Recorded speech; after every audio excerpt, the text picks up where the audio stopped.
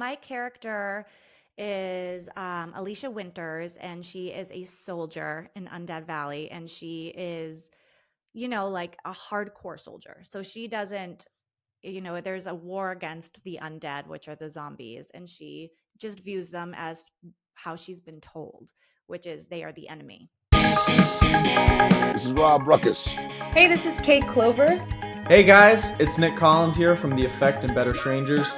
Hi, my name is Madeline Rose. Hey, it's Ben McKelvey. It's Tim Howard here from Mike and the Mechanics. Hello, I'm Amanda Lehman. I'm Billy Harvey. What's going on, everybody? I'm Casey Sampson from the band Twist Stop. Hey, it's Tony from Fastball. Hello, everybody. My name is Isaiah Mitchell. Hey guys, it's Matt here from the White Lakes. You're listening to Almost Famous Magazine. Come join us for this interview. Check it out, Almost Famous Magazine. Hey everybody, welcome back to The Hang right here on Almost Famous Magazine. Thank you so much for subscribing to our channel, for liking our videos, for sharing our videos, and even sending us ideas for other performers to be on The Hang. We really appreciate your interaction with us, especially when you leave us comments down below. So feel free for any of the videos that we've posted. Today we have a really great guest because she is actually playing the character of Major Sergeant Alicia Winters in the epic upcoming rock opera Undead Valley, Kathryn Montrone. Kathryn, welcome to The Hang. Hi, thanks for having me. Absolutely. This is going to be an amazing, amazing show. I don't think I've seen anything like it before. And we've actually had the writer, Justin, on the Hang before. And I was like, I wanted to get to know the show better and get to know the cast a little bit. So between Justin and Tim Howard, now we've got you on board to kind of learn about your musical history, your musical experience, and how you got involved in Undead Valley.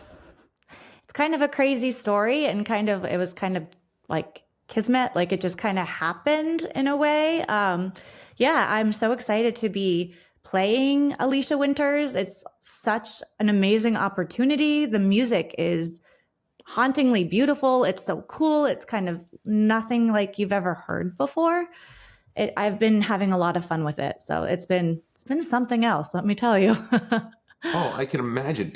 So how did you get involved, and what was the process for being chosen for the role? Well, they had been looking for a long time, I guess. So I had been working with Bristol Studios in Boston for, I'm going to tell my age here. So I'm 38 years old, and I was a student there since I think I was like 18. So I've been working with them. I've done a lot of music with them. That's kind of like where my musical, like how I've been taught, has been through Bristol Studios. And, life happens. I've done some things in the past. I've auditioned for Sony, for girl groups. I've done some fun things.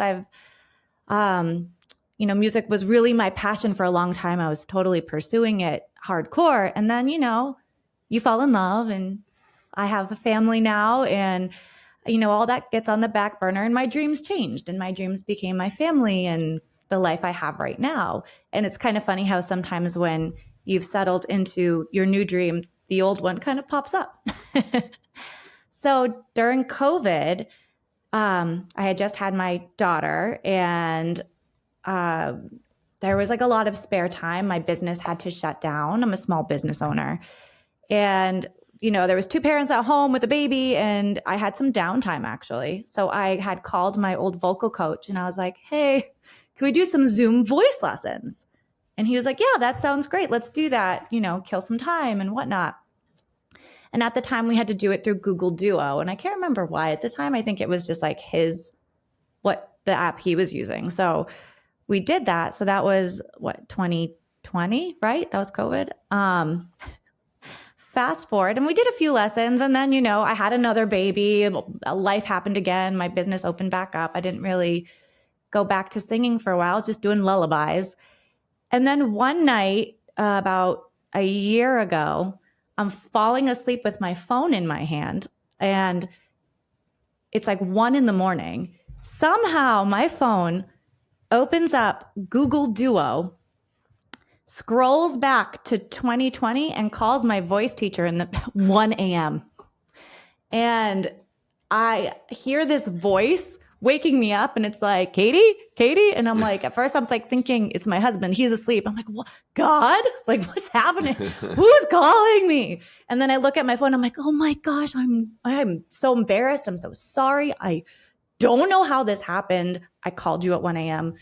He was like, I just want to make sure there was no emergency. And I'm like, well, I guess I know I could call my vocal coach at 1 a.m. if there's an emergency. So thanks for picking up.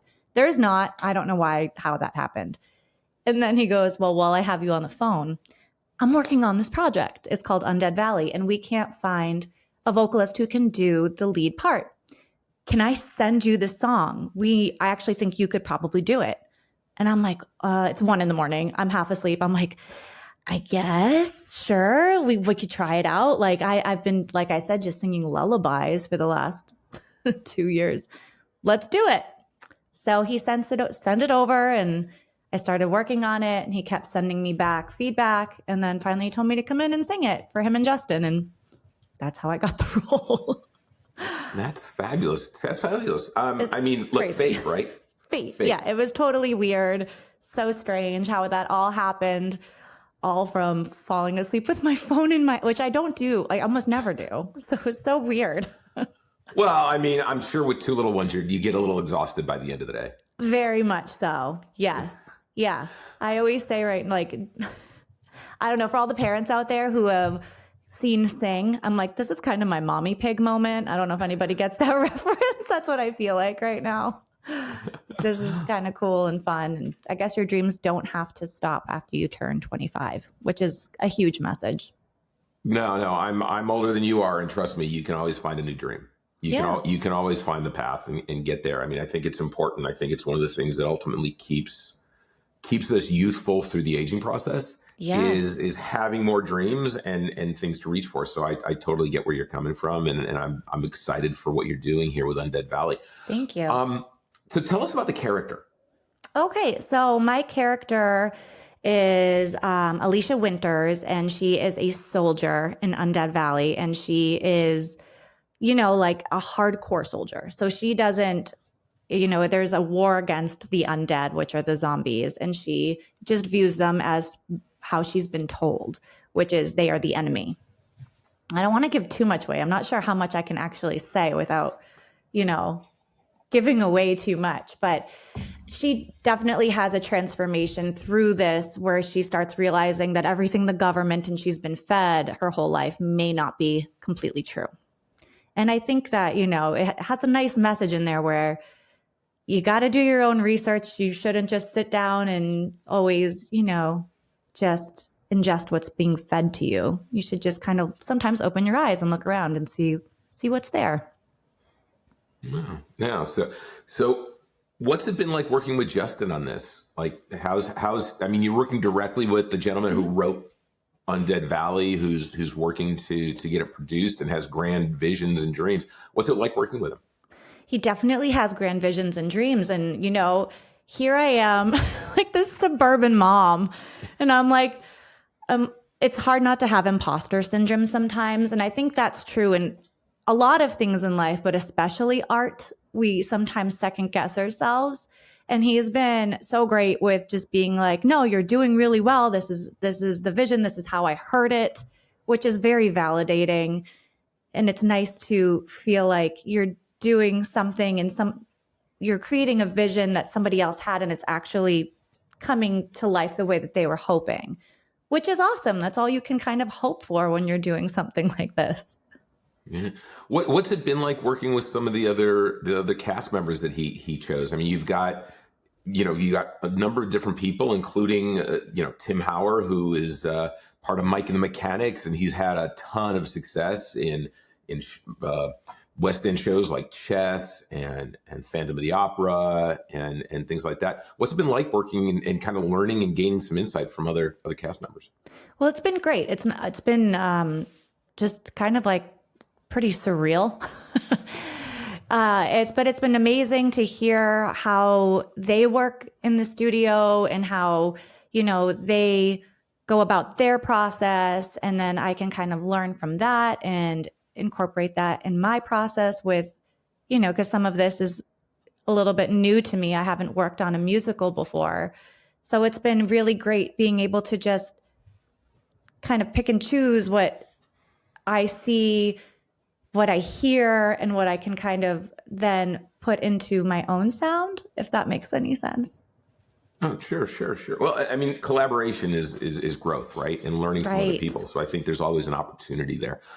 So let's dive a little bit into your musical career. I mean, you said you started years ago just at a studio and they kind of got you into it. Like, did music find you? Was it something inside of you that like you've got to sing, or is it something that came to you and you realized this is something I need to have as part of my life? I knew since I was like 3 years old. Like, I was the kid that just, you got her to start singing and she wouldn't stop. You know, it started with like The Little Mermaid. And then my whole life I was just like, I want to be a singer. I want to be a singer. I want to be a singer. And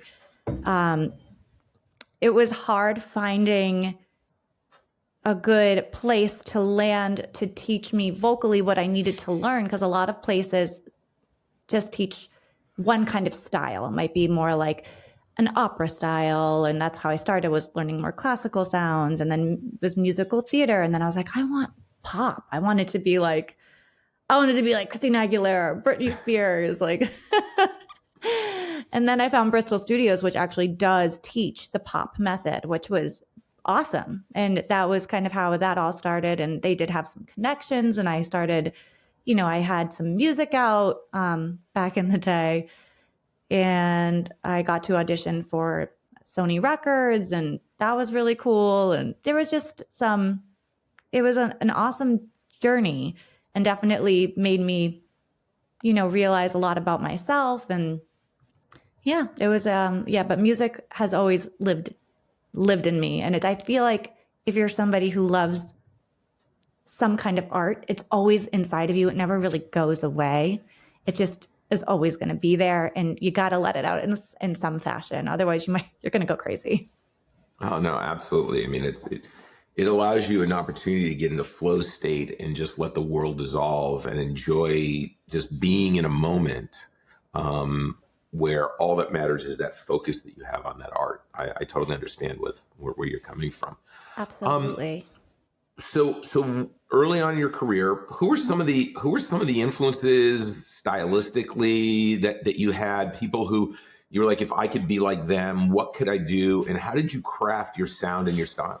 Oh my gosh. I don't know. It's so funny because looking back now, I'm like, I don't even recognize who I was back then. I actually really loved that singer Robin from the UK.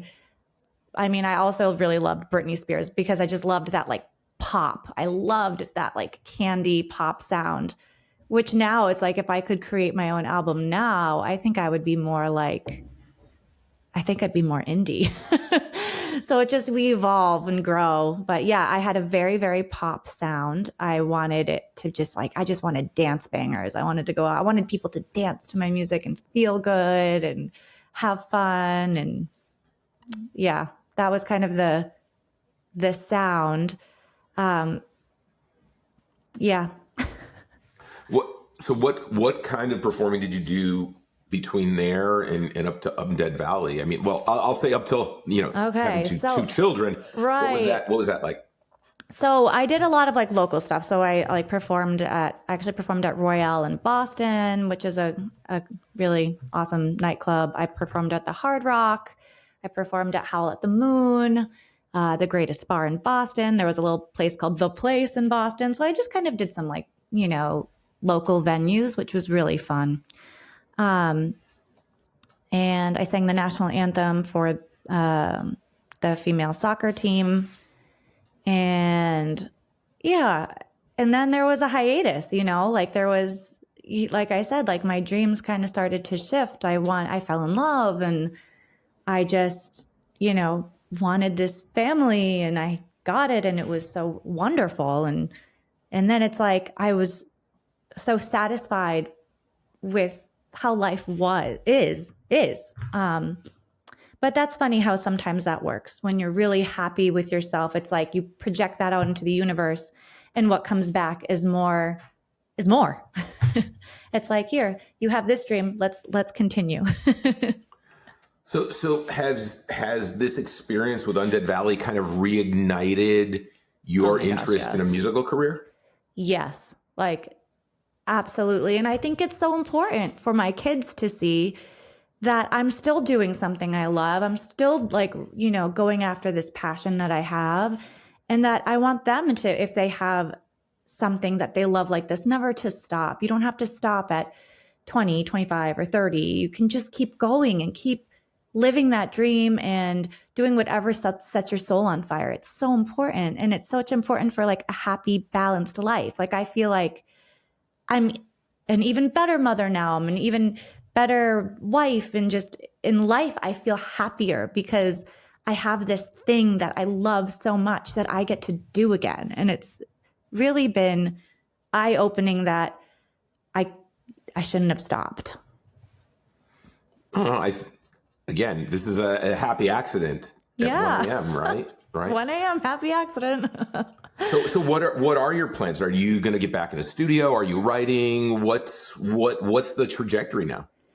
I started writing again, and I think like if I could do one thing for the rest of my life, it would probably be write music. I love writing. I just like writing in general. Like I just finished a children's book for fun, and I starting a movie script for fun, but like I love writing music. So I think once, some of the vocals get wrapped up with Undead Valley, and I have, besides just like keep on working on Undead Valley, I would love to put out like a poppy indie album. Just why not? Absolutely, why not? I think that'd be so great. And just continue. I think that's the message, right? We just don't stop, because you never know when your 1 a.m. phone call is going to come. You know what? That should be on a bumper sticker, right there. You don't know where your 1 a.m. phone call is going to come from. Mm-hmm. Well, let's do this. Maybe we'll put something good out in the universe that could positively impact your future. Okay. If you had a chance to get into a studio with one person, one performer, musician, could be a vocalist, it could be just an instrumentalist, whoever, mm-hmm. and be creative for one day to create a song or an album or whatever. Yes. Who Ryan would that Tedder. person be? Ryan Tedder. Ryan Tedder. Okay, tell us about Ryan and why. Oh, so he is, oh gosh, I'm going to have like my brain. So he's an amazing writer. So he does, oh gosh, what is the name of his band? It's so famous. One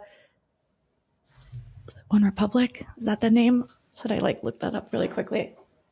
I always said if I got the chance to write with him, that would be like a huge dream come true. Like he's just an amazing songwriter. He's written so many amazing songs. I would love to just write with him. That'd be so cool. I just feel like every song he touches turns to gold, and that would be awesome. Well, Ryan, if you're out there watching and listening, Kathryn's ready. She's ready. It's just when the call comes. Yeah, that's just a 1 a.m. call. If we could do it not at 1 a.m., no, that'd be great. I need my sleep. I don't sleep much because I have little kids. Well, life is about the journey and lessons, and I'm always interested in what's one of the most impactful lessons that you've learned in your musical journey that has impacted you in a way that gets you from where you were to where you are now. Don't stop. Don't stop trying to perfect your craft. It's like you can always be better, and don't compare yourself to anybody else, because that's the kiss of death right there. Because you're always going to there's always going to be somebody who's better than you. There's always going to be somebody who's worked harder or whatever it is. But the only person you should be competing with is yourself. And you should only be trying to better who you were before. And that is the main lesson. Because if you start comparing yourself, you're going to get yourself down.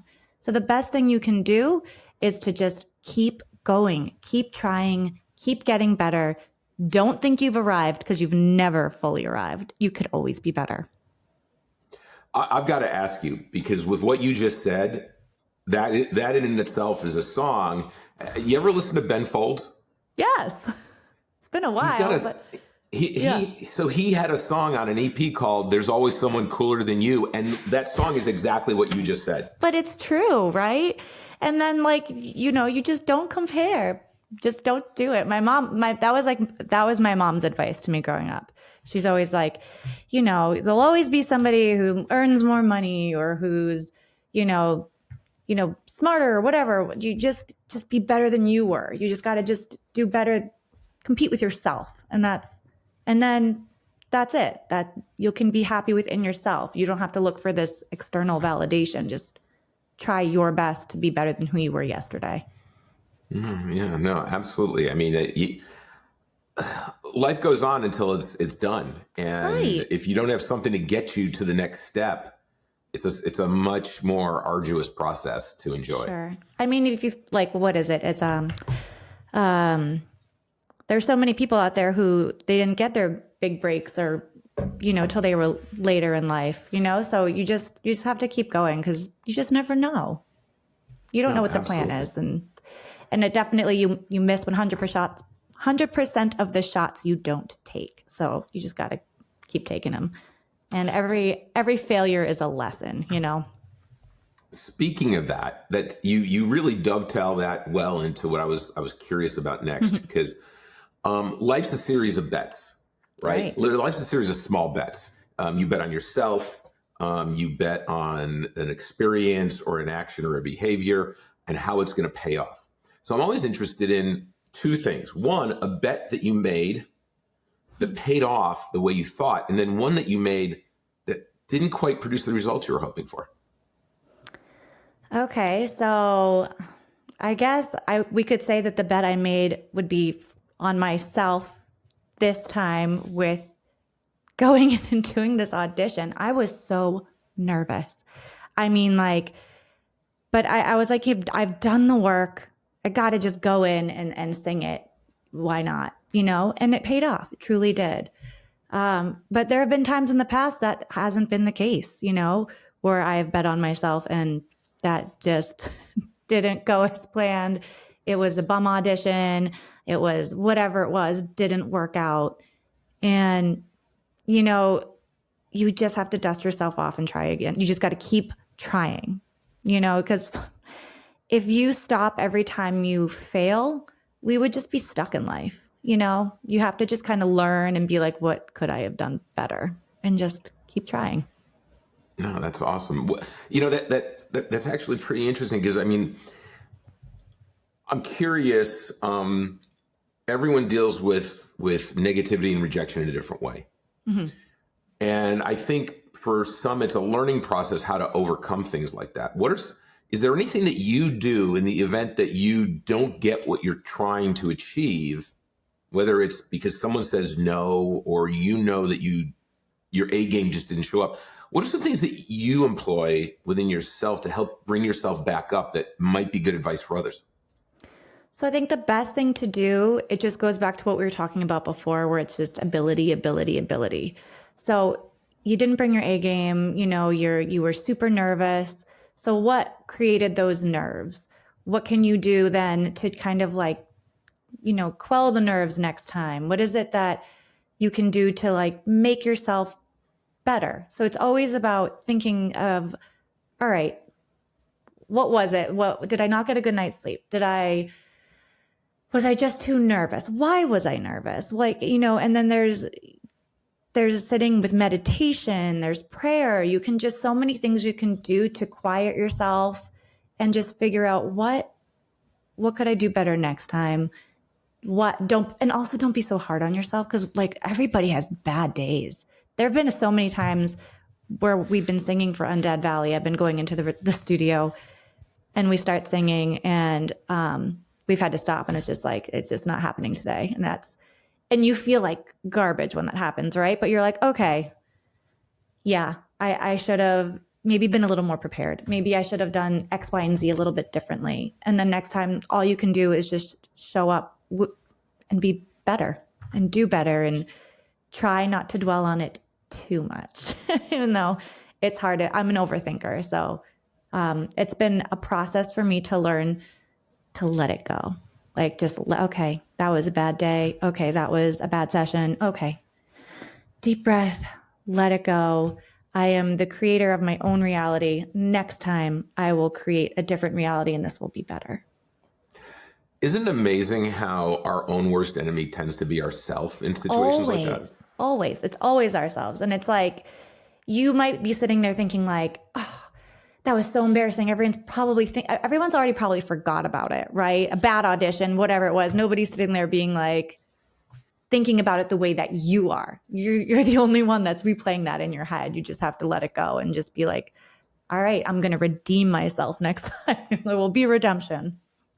Yeah, I think it's one of the hardest things to do is realize that in a situation like that, whoever else was in that situation with you, about 5 minutes later, they'd forgotten about it already, but yet you let it sit in deep inside of here and you ruminate on it. And the next thing you know is like, you're not sleeping, you're stressing out, analysis paralysis, the whole 9 yards. Oh, for sure. Yes. Yeah. I think that's just been like a maturity thing. It comes with maturity of learning that like nobody cares the way that you care about like things in your life. Like everyone, like you said, is already forgotten. So and they're probably at home thinking about their embarrassing moment. So you just need to let go of yours. Absolutely. Absolutely. One of the things, and I know that I believe, and I'm sure the internet will gut check me on this. I believe sooner than later there'll be an opportunity to buy the Undead Valley soundtrack. Yeah. And I'm a big believer that you don't rent art, right? I get it. Spotify will tell you how many people you listen to every year. And if you look at the back end of that, those people really aren't making a lot of money. And art doesn't come cheap, whether it's studio time, whether it's buying paints and canvases, whether it's putting up sets, you name it, art needs funding. And musicians, especially, in order to continue their craft so that they're able to focus on what they want to do as opposed to having 12 side gigs or, waiting tables or whatever. You want to be able to support. So I'm a big believer that go out and buy the music you love. Go out and purchase it so that artist gets something for their work and their time. That being said, I tie that into the idea that music and art is for sharing with other people. And I always love to kind of wrap these up with learning a little bit about some artists that you're listening to that you really love, why you're digging them, the kind of stuff you put on heavy rotation, whether it's for, when you work out or if it helps you relax, things like that. Who are some artists that you're listening to right now that you think others would enjoy listening to? So you probably wouldn't know it by looking at me, but I like heavy dubstep. And I have a friend, his name is Adam Noya, Noya, is his Spotify. I think it's Noya. And I love listening to him when I work out because it just like, it is like, I don't know. You can just like picture like aliens crashing to Earth, space invasion, amazing. It just like gets your blood pumping. And he has been working at it for a really long time and he's really good. And I just feel like he's someone that needs a shout out and people should go listen to his music if they like dubstep, if they like music like that, kind of gets your blood going. That's what I've been listening to lately because trying to get back into working out, just trying to do all the things, Well, I have a sinking feeling that the other music you're listening to has all the focus of what are some of the things that what is it, Bluey and all those other children's music? Yes, I was just gonna say, I'm like, other than that, it's a lot of Disney. But you know what? If I could be a Disney princess, I totally would. So, I mean, I'm going to put that out in the universe right now. So after Undead Valley, Disney, hit me up. I will totally be a Disney princess for you because I've listened to enough Elsa, Anna, Ariel, Belle, Merida. I could name them all. Jasmine. I think that's fabulous. I really do. And it's great that you're sharing that with your kids as well. Yeah, it's fun. So it's a great passion to share. Yes. I totally know because I share my I have a niece who's totally into listening to records these days, and oh, cool. I outfit her with a lot of vinyl. So that's awesome. She's probably like the coolest kid in class. Absolutely. Then, I'm working on it. Working on it. She's got some autographed albums. No way. Oh yeah, she's 14, and I doubled her album collection for the holidays. So Oh, that's awesome. What what are some of the things she's into? What's she listening to? Her favorite is Harry Styles. Okay. Hands down, it's Harry Styles. Yeah. And we were just out shopping, and I think it was Sia had a record store day holiday EP. Got her that. But she's also now has, Bob Marley's Legend, and she loves I got her the Guardians of the Galaxy soundtrack because it's all those different, the mega mix of all those different great songs.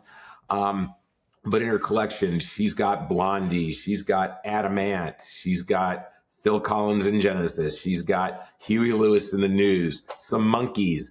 I mean, it runs the gambit, and she's learning about the enjoyment of that experience with an album that you just don't get digitally. So it really thrills me to be able to help kind of feed that passion for her.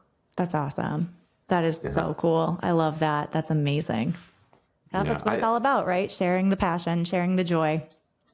Absolutely. Absolutely. I mean, if you keep your art locked up from the world, the world suffers. Absolutely. You can be a suffering artist, but the world suffers when it doesn't receive that creativity, that it doesn't have to connect with everybody. Right. It just takes one person. It's so true. And that's, I know Justin talks a lot about this music being healing, but I think we can all think of a time in our life when music has healed us or helped us, or just it's been there, or, it has some nostalgia for us. It's so special. So I think that's awesome that you get to share that with your niece.